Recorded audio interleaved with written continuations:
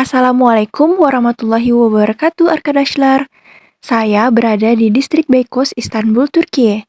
Kali ini kita akan berziarah ke makam Hazreti Yusa. Yuk ikuti perjalananku.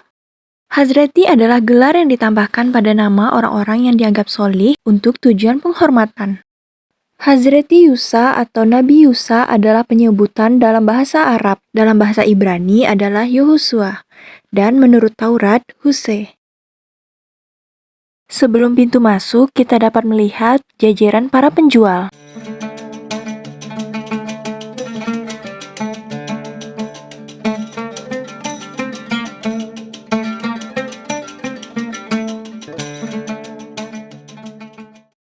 Di depan sana mulai terlihat pintu masuk ke area masjid dan pemakaman. Türbe merupakan bahasa Turkiye yang artinya adalah makam.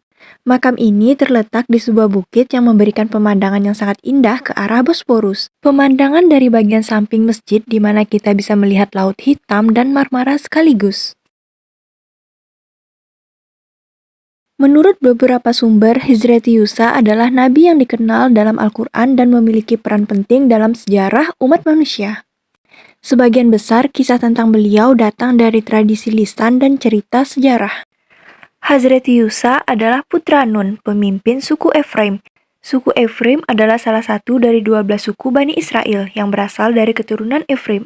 Anak kedua Yusuf, putra Yakub dalam Alkitab. Menurut kitab Kejadian dan bagian lain dalam Perjanjian Lama, Yusuf memiliki dua anak di Mesir, Manesya dan Efraim.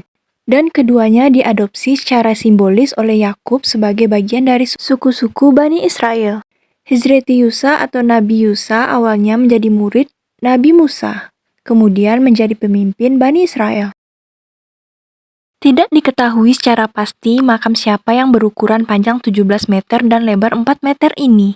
Namun, masyarakat Turkiye mempercayai makam ini adalah makam Nabi Yusa. Di luar Turkiye meyakini bahwa kuburan yang sebenarnya berada di dekat Nablus atau Aleppo yang saat ini berada di Suriah.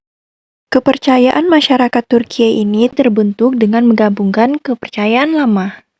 Tempat ini telah dianggap suci dalam berbagai kepercayaan sejak zaman kuno, dan kuil Zeus pernah dibangun di sini. Kuil itu dibangun oleh Justinian pada abad ke-6. Lalu kuil itu diubah menjadi gereja dengan nama Hagios Misel pada abad ke-16. Kepercayaan akan kesucian Bukit Yosua berlanjut pada periode Islam dengan dibangunnya sebuah makam dan pondok. Orang pertama yang menyebutkan makam di Bukit Yosua adalah Evliya Çelebi.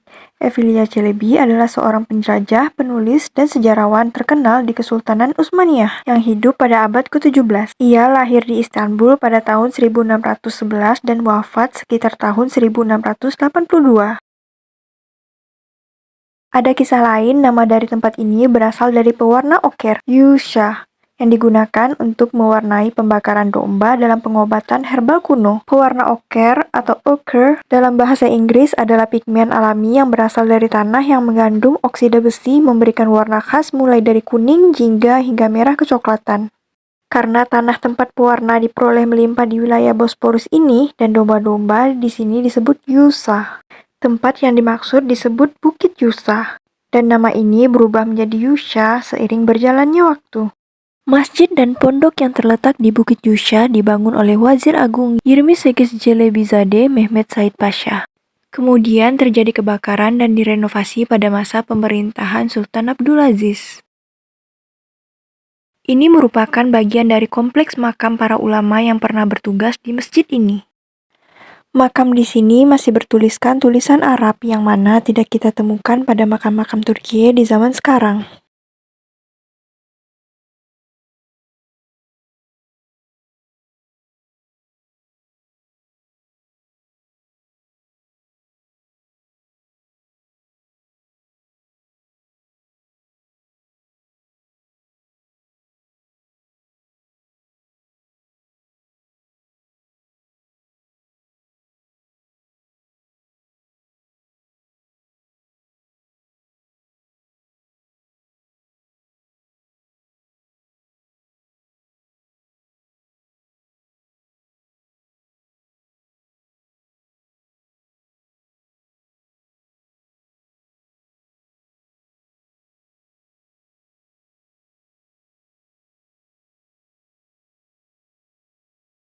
Demikianlah sedikit perjalanan kita kali ini. Jangan lupa like, komen, dan subscribe ya. Sampai jumpa di video selanjutnya.